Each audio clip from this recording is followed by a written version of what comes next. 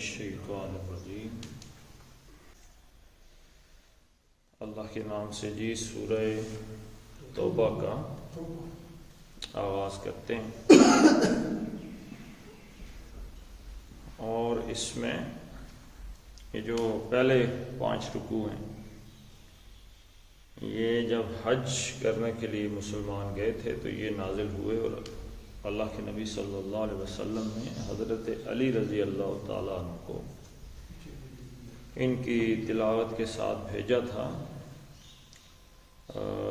حج کی طرف، اور حج کے جو امیر تھے وہ تھے حضرت ابو بکر رضی اللہ تعالیٰ، اور وہاں پہ جا کے یہ 5 رکوع کا جو خطبہ ہے یہ حضرت علی رضی اللہ تعالیٰ نے دیا تھا، حالانکہ امیر حج پھر بھی حضرت ابو بکر ہی رہے تھے رضی اللہ تعالیٰ۔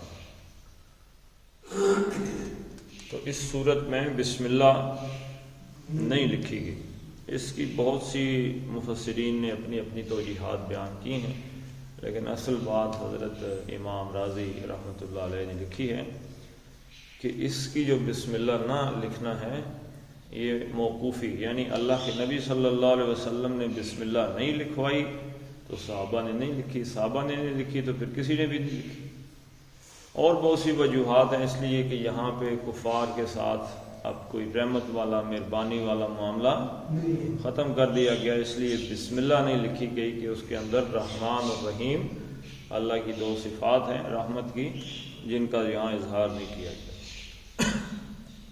اور اسپیشلی یہاں پہ ہم آیت کو پڑھیں گے تو ہمیں پتہ چلے گا کہ کس طرف اس چیز کا اشارہ ہے۔ براءۃن،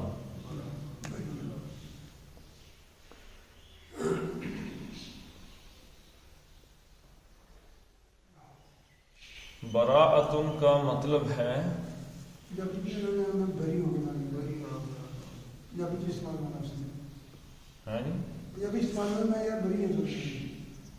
برئ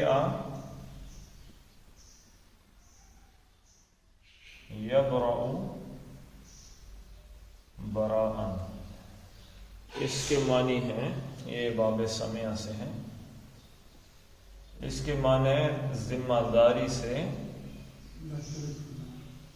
دستبردار ہو جانا، اس کا معنی ہے بیزار ہو جانا، کسی سے بیزار ہو جانا، اور تیسرا اس کا معنی کیا ہے جی لا تعلقی، اور برات کا، برات کس چیز کو کہتے ہیں؟ بری الذمہ ہو جانا، بری الذمہ تو یہ ہو گیا نا دستبرداری، اور یہ بیزاری اور لا تعلقی برات کا اعلان کر دینا۔ ہمارے ہاں ایک رات بنا لی گئی جس کا نام کیا رکھا؟ شب برات، تو اپنی طرف سے ہی رکھ لیا کہ پتہ نہیں کہاں سے برات کا لفظ لے کے آ گئے۔ برات کا لفظ جو قرآن میں آیا وہ یہی ہے، تو بیزاری والی رات تو ہو نہیں سکتی، یا کیا معنی اس کو دیے جا سکتے ہیں؟ وہ در حقیقت ہے جی، نہیں بر سے برات بن نہیں سکتا، ہاں جی، تو ذمہ داری سے دستبرداری، بیزاری، لا تعلقی، برات، تو براءۃن، اب 2 جو پیشیں آ گئی ہیں یہ مبتدا بھی نہیں آتی، مبتدا جو ہے یہ ہمیشہ معرفہ ہوتا ہے، یہ یاد رکھیے گا۔ جو جملہ اسمیہ ہے نا، ایک ہے جملہ فعلیہ، اس کا پہچان کا طریقہ ان دونوں کا بہت آسان ہے، کوئی اتنا مشکل نہیں ہے۔ جملہ فعلیہ کون سا ہے جی؟ جس کا آغاز فعل سے ہو، وہ جملہ فعلیہ ہے۔ تو اب اس کی تعریف بھی آپ آسانی سے بتا دیں، جملہ اسمیہ کون سا ہے؟ جس کا آغاز اسم سے ہو، وہ جملہ اسمیہ ہے۔ جملہ فعلیہ کی فارمیشن کیا ہے؟ فعل ہے، فاعل ہے، مفعول ہے جی، متعلق فعل ہے، اس طریقے سے یہ جملہ فعلیہ ہے، ٹھیک ہے جی۔ جملہ اسمیہ کیا ہے؟ مبتدا ہے جس سے جملے کی ابتدا ہو رہی ہے، پھر اس کی خبر ہے، پھر متعلق خبر ہے، یہ کیا ہے؟ یہ جملہ اسمیہ ہے۔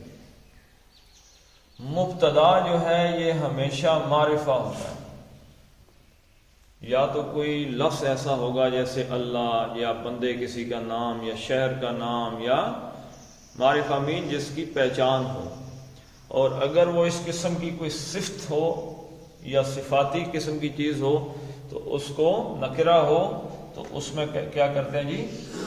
اس کو معرف باللام کر دیتے ہیں، یعنی الف لام کا اضافہ کر دیتے ہیں، جیسے مسلمن، مسلمن کا مطلب کیا؟ ایک مسلمان۔ اب اس کو معرف باللام کیا تو کیا بن گیا؟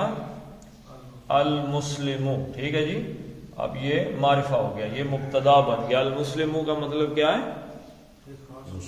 مسلمان۔ تو جیسے ایک لفظ ہے اللہ، اللہ بھی کیا ہے؟ معرفہ ہے، پہچان ہے نا جی اس میں اللہ تعالیٰ کی ذات۔ اب اس کی خبر کیا آئے گی؟ خبر ہمیشہ نکرہ آئے گی، حکیم، علیم، بصیر، سمیع، ایسے آ جائے گی خبر۔ لیکن جو مبتدا ہے یہ ہمیشہ معرفہ آئے گا۔ اچھا، اب اس صورت کا آغاز کہاں سے ہو رہا ہے جی؟ براءتن سے۔ براءتن کیا ہے؟ اسم ہے۔ اسم کیسے پتہ چلا جی؟ دو پیش ہمیشہ تنوین کس پہ آتی ہے؟ آتی ہی اسم پہ، فعل پہ تو آ ہی نہیں سکتی۔ اور دو پیش نے بتا دیا کہ یہ نکرہ ہے، الف لام بھی نہیں ہے، تو نکرہ سے آغاز نہیں ہو سکتا، تو پتہ چلا کہ اس کا جو یہ خبر ہے، ٹھیک ہے جی، جو اس کا مبتدا ہے وہ کہیں پر وہ کہتے ہیں محذوف ہے، یعنی چھپا ہوا ہے۔ کیا ہے؟ اللہ اور اس کے رسول ہی جانتے ہیں۔ اندازہ لگایا جا سکتا ہے کہ ھذہ براءۃ، یہ بیزاری کا ایک اظہار ہے، یا کچھ بھی ہو سکتا ہے۔ تو براءۃ اعلان براءۃ، اسی لفظ سے آغاز کرنے کا، مبتدا کو محذوف کرنے کا مطلب ہی کیا ہے؟ جس وجہ سے بسم اللہ نہیں لکھی، یعنی اس سورت کے آغاز میں بھی، اور اس کا ایک نام بھی کیا ہے؟ ایک تو سورہ توبہ نام ہے نا اس کا، دوسرا اس سورت کا کیا نام ہے؟ سورہ برات، ٹھیک ہے؟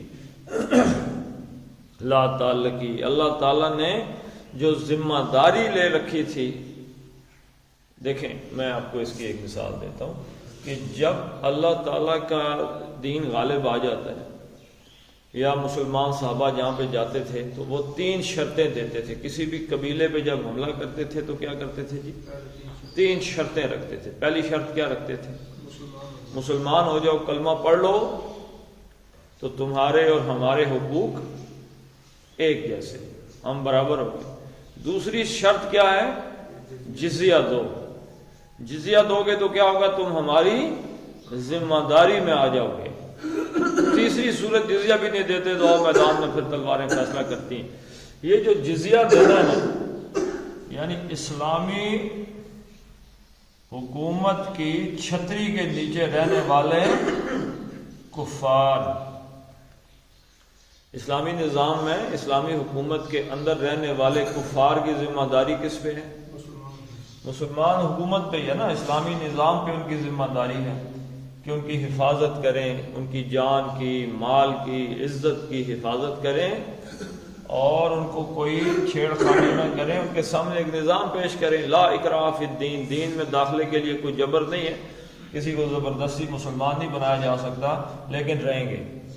لیکن حرم کی حدود جو ہے نا، کیپٹل آف اسلامک اسٹیٹ جو ہے وہ ہے حرم، یعنی مکہ مدینہ۔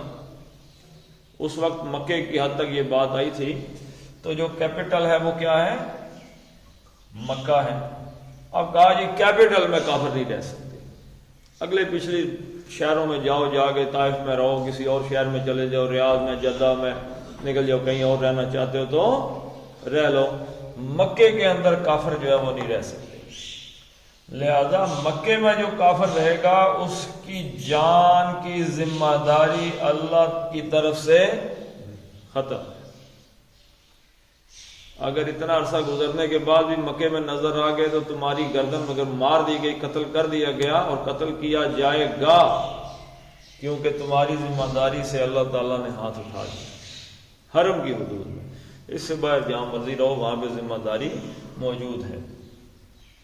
تو یہ ذمہ داری جو تھی ایک اسلامی نظام کی، اس سے حرم میں رہنے والے کافروں کو مستثنا کر دیا گیا کہ تمہاری چھٹی.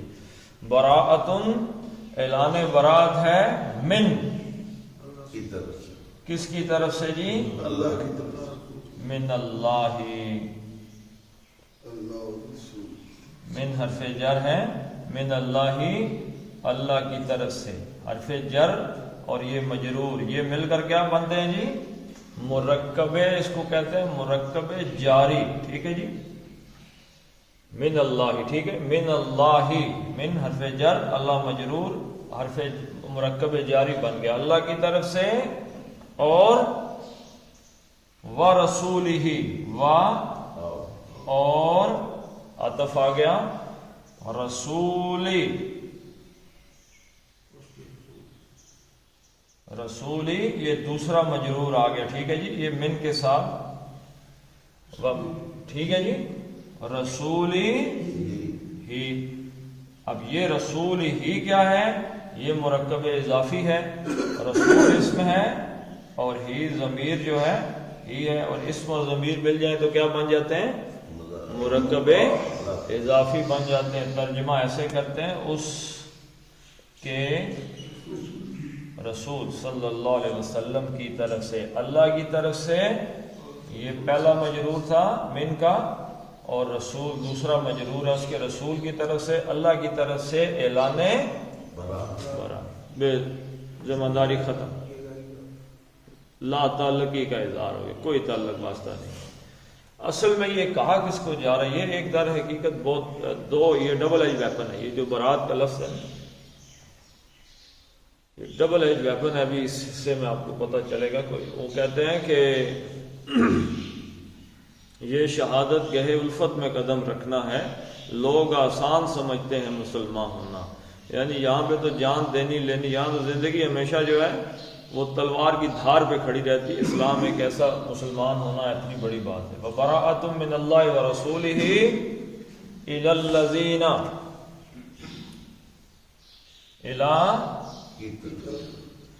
کی طرف، الذین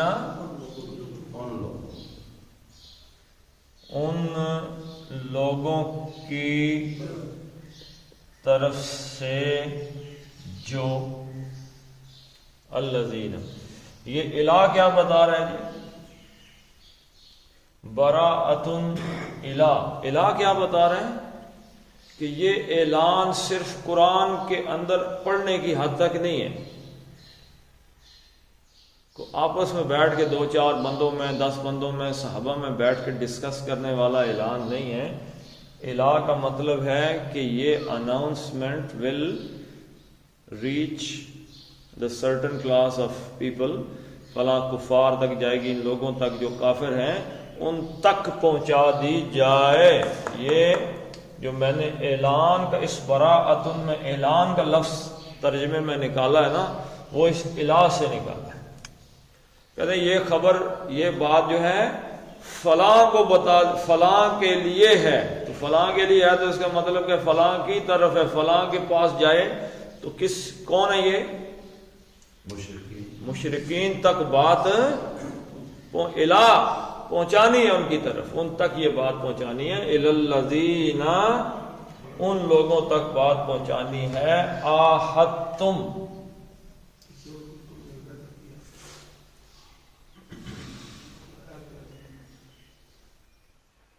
آہد یعاہد معاہدتن، باب مفاعلہ، کسی کے کوئی ایگریمنٹ کرنا، کانٹریکٹ. عہد کرنے کا کیا مطلب ہے؟ ایگریمنٹ کرنا. آپ نے کہا جی کہ میں یہ بات کہتا ہوں، میں نے کہا جی ٹھیک ہے میں یہ کہتا ہوں. دونوں کو خاص شرطوں پہ آپس میں کو معاہدہ ہو گیا. اس کو کیا کہتے ہیں؟ عہد. ٹھیک ہے جی. آہدا یعاہدو، تو آہدتم، تم نے، انتم اس کے اندر فاعل ہے، تم نے عہد یا معاہدہ لکھے نا، معاہدہ کیا. ٹھیک ہے جی. آہدتم، تم نے معاہدہ کیا، من، کن کے ساتھ جی؟ مشرکین کے ساتھ. من سے ال، اس کو ملانے کے لیے من کے اوپر زبر دے دی گئی. من ال اشرک یشرکو، شرک کرنا. ٹھیک ہے جی. اینا جمع کی علامت ہے، اور یہ خاص لوگ ہیں جو وہاں پہ اس زمانے میں موجود تھے. تو مشرکوں میں سے جن لوگوں سے آپ نے معاہدہ کیا نا جی، ان کی طرف یہ اعلان برات ہے اللہ اور اس کے رسول کی طرف سے. اب میں نے آپ کو کہا ہے کہ یہ براءتن ڈبل ایج ویپن ہے. آپ سوچیں گے جی کیوں؟ اللہ اور اس کے رسول نے اعلان برات کر دیا کفار کے ساتھ، مشرکوں کے ساتھ، تو اس میں ڈبل ایج ویپن کیا ہوا؟ نمبر ایک طرف تو ایک اس کی جو سائیڈ ہے وہ کیا ہے؟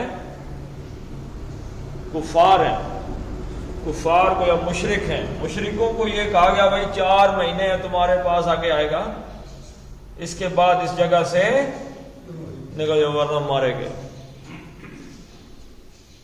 دوسرا کس کے لیے یہ ہے؟ صحابہ کے لیے. یہ جو کہا گیا نا آہدتم، تم میں یہ صحابہ ہیں، جو صحابہ نے مشرکوں کو مارنا ہے. تو صحابہ، آج ہم کہتے ہیں کہ ایک طرف صحابہ تھے دوسری طرف مشرک تھے. وہ تھے کون مشرک ہیں؟ ان کے کوئی کسی کا داد پوترا، مسیر، بھائی بہن، چاچا، ماما، بیٹا، رشتہ دار ہی تھے نا. اور تھے آپ اگر ایک تھوڑی دیر ذہن کے لیے ملائیں کہ آپ ایک جگہ پہ رہتے ہیں اور جس گھر میں آپ رہ رہے ہیں اس کی رجسٹری آپ کے نام ہے. جس گھر میں آپ رہتے ہیں اس کی رجسٹری کیا ہے جی؟ آپ کے نام ہے. تو مجھے اگر کوئی بندہ آ کے کہے نکلو اس گھر سے، جبکہ اس گھر کا مالک کون ہے؟ میں ہوں. رجسٹری ہے میرے نام گھر کی، گھر کی رجسٹری ہے میرے نام، زمین کا فرد ہے. ایک ہوتا ہے گاؤں کا، آپ فرد دیکھیں گے اس پہ لکھا ہوگا مالک. ایک فرد دیکھیں گے اس پہ لکھا ہوگا مالک کامل. یہ کامل مالک کون سا ہوتا ہے؟ اصل مالک جو ہے تھوڑی جی نال وکالت کی سے بولا.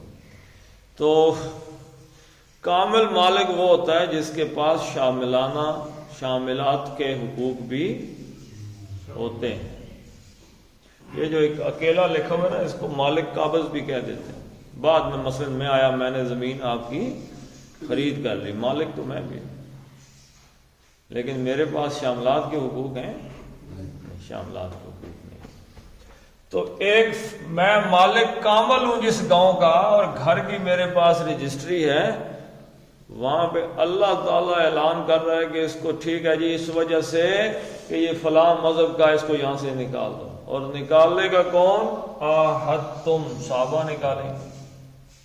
صحابہ کا امتحان آ گیا، ایک اور امتحان آ گیا، ان کو نکالو یہاں سے. تو کوئی آسان سی بات ہے، لیکن کیونکہ اللہ کے نبی صلی اللہ علیہ وسلم، دین، اللہ، قرآن، یہ سب صحابہ کے لیے اصل درجہ ان کا تھا، نہ کہ رشتہ داریوں کا اور دیگر تعلقات کا تھا.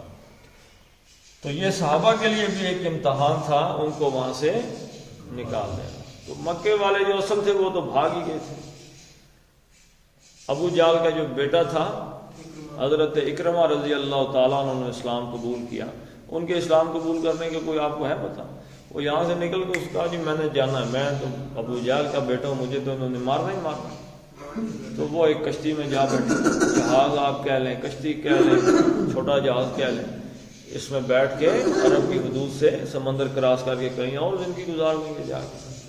تو جب اللہ تعالیٰ نے ہدایت لکھ رکھی ہو تو اب جب درمیان میں جہاز پہنچا نا سمندر کے درمیان تو سیلاب آ گیا، بلکہ طوفان آ گیا اور لہریں اٹھ رہی ہیں، کل موجن کل جبال، جیسے پہاڑوں کی طرح موجیں اٹھ رہی ہیں۔ اور اس وقت وہ اس کشتی میں کون بیٹھے ہوئے تھے؟ سارے وہی کافر تھے کہ جو مکے سے بھاگے تھے کہ اب جان مر گئی ہماری، کہیں اور بھاگ جاتے ہیں۔ اب جب وہ آیا نا طوفان تو لہریں آسمانوں کی طرف اٹھیں تو سب نے کہا بھائی اس وقت کسی بت کو نہیں پکارنا، صرف اللہ کو پکارو۔ تو سارے انہیں مل گئے نا، صرف اللہ کو پکارنا شروع کر دیا، اللہ آج تو ہی بچا سکتا ہے، آج تو ہی بچا سکتا ہے، آج تو ہی تو اکرمہ رضی اللہ تعالیٰ عنہ نے دل میں سوچا کہ اللہ جی اگر میں یہاں سے بچ گیا تو میں کلمہ پڑھ لوں گا، جو رب اس سیلاب اس سمندر کے طوفانوں میں جو رب ہے، خشکیوں کا رب بھی وہی ہے۔ تو اللہ کے رسول تو سچی بات کہتے تھے، ہم تو ان کے ساتھ جنگیں لڑ رہے ہیں۔ تو حضرت اکرمہ رضی اللہ تعالیٰ عنہ، اللہ تعالیٰ نے اس جہاز کو بچایا، وہ واپس آئے کلمہ پڑھ لیا۔ تو چلے گئے تھے لوگ، بھاگ ہی گئے تھے وہاں سے، پھر کچھ واپس آئے۔ حضور صلی اللہ علیہ وسلم کی طرف سے ایک اور واقعہ سنا دیتا ہوں، واشی کا واقعہ، جس کے بارے میں یہ بات مشہور ہے جی کہ حضرت حمزہ رضی اللہ تعالیٰ عنہ کا کلیجہ کھا گیا تھا، نکال لیا تھا اس نے۔ تو اب وہ واپس وہ بھاگ گیا تھا، وہ بھی واپس آ گیا، اسے پتہ چل گیا بھاگنے کی، جدھر گیا یہاں سے طائف گیا، طائف میں بھی اسلام پہنچ گیا، جدھر جدھر جائے پیچھے پیچھے اسلام آ گیا۔ تو اسے سمجھ لگ گئی اب بھاگنے کا کوئی حاصل، آخر تو میں نے پکڑے ہی جانا ہے، کہاں جاؤں گا بھاگ کے۔ تو وہ خود ہی نا منہ پہ پگڑی باندھی اور منہ کے اوپر منڈاسا جب کور کیا منہ کو، نظر نہ آئے کون آ رہا ہے۔ تو حضور صلی اللہ علیہ وسلم مسجد نبی میں تشریف فرما تھے، تو وہ آیا تو سیدھا ہی آ کے حضور صلی اللہ علیہ وسلم کے سامنے آ گیا۔ تو صحابہ نے بھی دیکھا یہ کون ہے، گستاخ ٹائپ آدمی ہے، ساروں کو چھوڑ کے سیدھا ہی حضور کے سامنے آ گیا اور چہرہ بھی کور کیا ہوا اس نے۔ تو اس نے آتے ہی کیا کہا جی، اس نے کہا یا رسول اللہ صلی اللہ علیہ وسلم، کہ ایسے نا منہ سے ہٹایا اس نے کپڑا، تو یوں ہی کپڑا ہٹایا تو حضور صلی اللہ علیہ وسلم نے دیکھا یہ تو میرے چچا کا قاتل ہے۔ تو ڈیفینیٹلی ایک نفرت، ایک وہ چیز تو تھی کہ اس نے مارا ہے، یا اس کے ساتھ ایک سخت۔ اس نے پہلا سوال کیا کیا جی حضور صلی اللہ علیہ وسلم سے، اس نے کہا یا رسول اللہ صلی اللہ علیہ وسلم، کیا مجھ جیسے بندے کو بھی توبہ قبول ہو سکتی ہے، میرے جیسے بندے کو بھی معافی مل سکتی؟ تو اللہ کے نبی صلی اللہ علیہ وسلم نے کیا فرمایا؟ ہاں بالکل۔ اس نے کہا جی معافی کے لیے، توبہ کے لیے آ گئے۔ اللہ کے رسول نے کہا میں نے تجھے معاف کیا، بس تو میرے سامنے۔ ٹھیک ہے جی۔ تو چلے گئے تھے لوگ سارے وہاں سے، بھاگ ہی، انہیں پتہ تھا کہ وہ صحابہ کو جانتے تھے کہ کوئی رشتہ داری تعلق واسطے کی صورت باقی نہیں رہے گی۔ تو باقی انشاءاللہ کل ہی پڑھیں گے۔ تو یہ یاد رکھیں جی کہ یہ ایک انتہائی سخت صورت ہے، سخت ترین صورت ہے۔ اس میں آپ کو لگے گا اس صورت کے مضامین کے اندر کہ بہت سی باتیں جو ہمارے معاشرے میں آ چکی ہیں، رائج ہو چکی ہیں، ہمارے دماغوں میں گھس چکی ہیں، ان باتوں کو یہ صورت نکال کے باہر پھینک دے گی۔ تو اس میں جنگ کا اصول آئے گا، اس میں غزوہ تبوک پہ بحث آئے گی، یعنی آپ اندازہ لگائیں کہ اس سے پچھلی صورت کون سی ہے؟ سورہ انفال۔ ہم نے اس سے پہلے کون سی صورت پڑھی؟ سورہ انفال پڑھی۔ سورہ انفال کون سے غزوے پہ تبصرہ ہے جی؟ بدر پہ۔ اور غزوہ بدر کون سا غزوہ ہے؟ پہلا غزوہ ہے۔ اور یہ صورت جو ہے سورہ توبہ، یہ کس غزوے پہ تبصرہ ہے؟ غزوہ تبوک پہ، 9 ہجری، آخری غزوہ، بڑی جنگ، آخری، پورے عرب کی فتح سے باہر نکل کر کیسر کے ساتھ ٹکر کھانے کے لیے، کیسر روم کے ساتھ یہ صحابہ کا لشکر گیا تھا۔ یہ بدر پہلا اور تبوک آخری۔ آپ یوں سمجھ لیں کہ تبوک اب جتنے غزوات ہو چکے، جو کچھ ہو گیا، ان پہ ایک کمپلیٹ اللہ تعالیٰ کی طرف سے انالیسز آئے گا، اللہ تعالیٰ کی طرف سے انسٹرکشنز ہیں، احکامات ہیں، یہ کرنا یہ نہیں کرنا، اور فیصلے ہیں، ڈیسیژنز ہیں اللہ تعالیٰ کے اس پورے کے پورے غزوات کے اوپر کہ اللہ تعالیٰ نے اس کا کیا نتیجہ نکالا ہے، اور یہاں پہ جو نتائج نکلے ہیں وہ آپ کو جہاد فی سبیل اللہ، غلبہ اسلام پہ آخری نظر ہے۔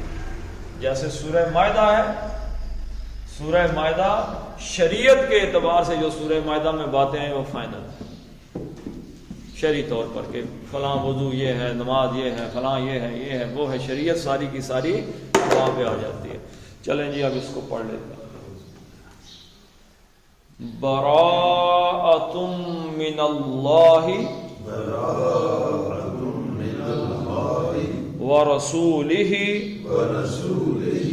الی الذین عاہدتم من المشرکین صدق اللہ العظیم۔ صلی علی محمد وعلی آل محمد کما صلیت علی ابراہیم وعلی آل ابراہیم انک حمید مجید۔ اللہم بارک علی محمد وعلی آل محمد کما بارکت علی ابراہیم وعلی آل ابراہیم انک حمید مجید۔ اللہم اغفر لهم وارحمهم وحاسبهم حسابا یسیرا وادخلهم الجنہ واعذهم من عذاب القبر ومن عذاب النار۔ اللہم من احییته منا فاحیہ علی الاسلام ومن توفیته منا فتوفه علی الایمان۔ اللہم اذهب الباس رب الناس واشف انت الشافی لا شفاء الا شفاؤک شفاء لا یغادر سقما۔ ربنا هب لنا من ازواجنا وذرياتنا قرة اعین واجعلنا للمتقین اماما۔ وصلی اللہ تعالی علی خیر خلقہ محمد وعلی آلہ